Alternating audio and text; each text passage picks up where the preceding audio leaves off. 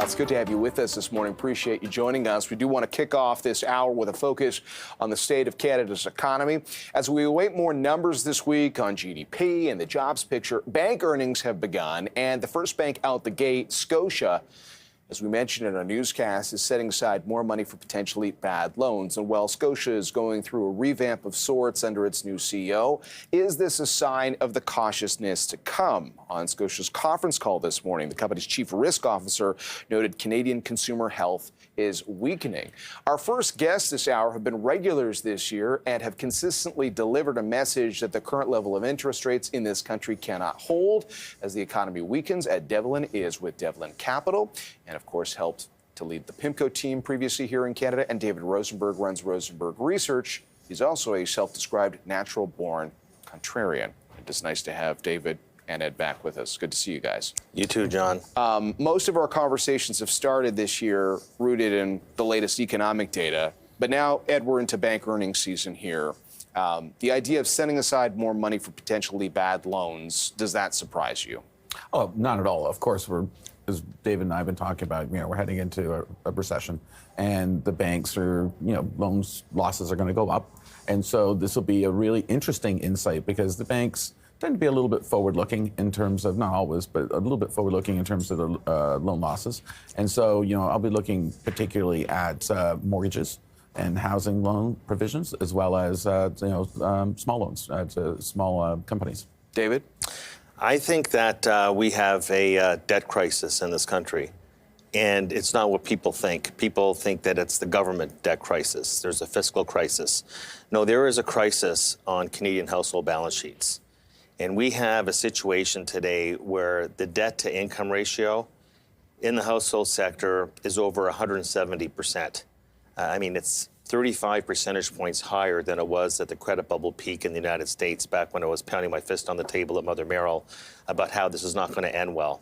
So and you're talking about, you're talking, you can carry 170% debt GDP at zero rates, but you can't carry it at a 5% overnight rate. And so there's a big difference. So really what's happening here, this is what's creating the defaults and the delinquencies and the fact that banks had to put more loan loss provisioning, is that we have a situation where in aggregate, almost 15% of Canadian personal income is being siphoned off into servicing their debt. That is bordering on a record high. It was this high just before the 2000 recession. It was this high before the 2008 recession.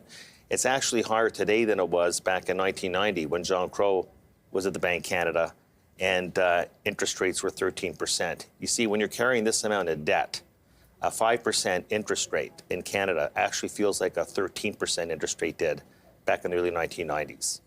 And this is one of the reasons why you believe we're going to see a reversal on rate policy by the Bank of Canada? Absolutely. Absolutely. This is, and there's lags. And take a look what's happening right now. The government is instructing the banks to basically do a de facto bailout on their income statement on downbeat and, deadbeat mortgage borrowers. So you're seeing the strains already. I agree with Ed. I don't think the recession is a forecast anymore. It's actually happening. Real GDP is flat or negative 3 of the past 4 quarters. What do you want to call that? What's camouflaged it is because we have 2.7% population growth because of this ridiculous immigration policy. Meanwhile, real GDP year over year is barely more than 1%. Population is 2.7%. This economy is already contracting at a 1.6% annual rate on a real per capita basis. And people just don't understand what I'm saying. We are already in a recession, and the Bank of Canada is busy fighting yesterday's battle, which is the inflation that's in the rearview mirror. Ridiculous in the economic consideration, do you mean? On the... I'm not getting into social policy when I'm talking about this. What I'm talking about is that we have an aggressive immigration policy. We have the strongest population growth in the OECD. But the problem is that the population growth isn't paying for itself because the pace of economic activity is lagging so far behind the population growth. That's a problem. Yeah, no, I would agree with that. So,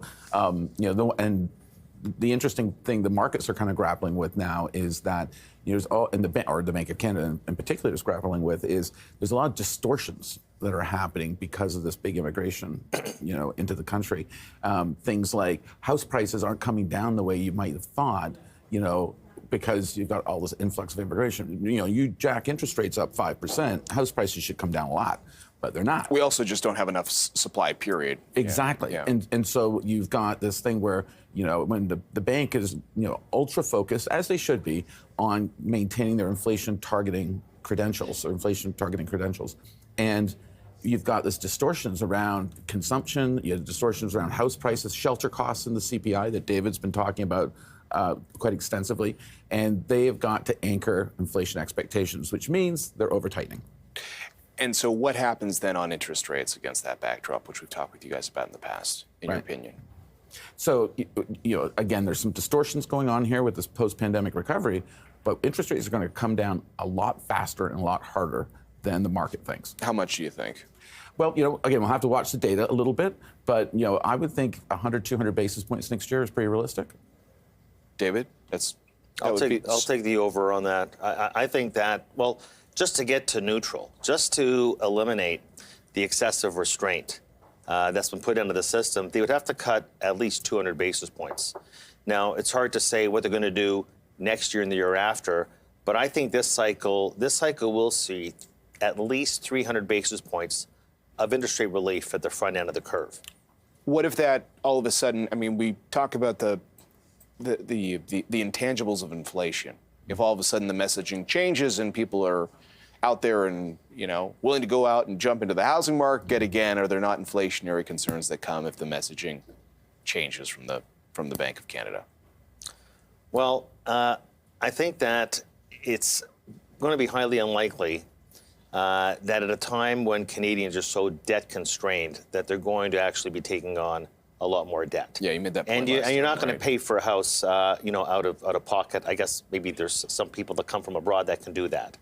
So I think that, you mentioned you started off with the Bank of Nova Scotia. What are the banks going to be doing? The banks are increasing their loans provisioning, which means what? It means that credit standards are going to tighten. It means the availability of loans, including mortgages, is going to be restricted going forward. So the view that, they're going to cut rates and it's going to lead to this influx of demand for housing, that'll happen a couple of years from now. That is not on the horizon. And as Ed mentioned, look, the inflation, we still have inflation on the brain. It's crazy. And the shelter in Canada, most of that shelter is mortgage interest costs. Mortgage interest is running 31% year over year. You strip out mortgage interest, you strip out shelter, inflation in Canada is running at 1.9%. Where was it pre-COVID? 2.1. It's lower now than it was pre-COVID. Now, mortgage interest, I don't know why Stats Canada has it in there. I don't know why the Bank of Canada would even look at that statistic. I don't know, when you go with your wife shopping at to Loblaws, hey, honey, where's the mortgage interest again? Is it next to the cornflakes? Come on. Inflation is going to, by the way, inflation is coming down, and it's going to come down a lot more over the course of the next year because we're going to build up a lot more idle capacity in the economy. Well,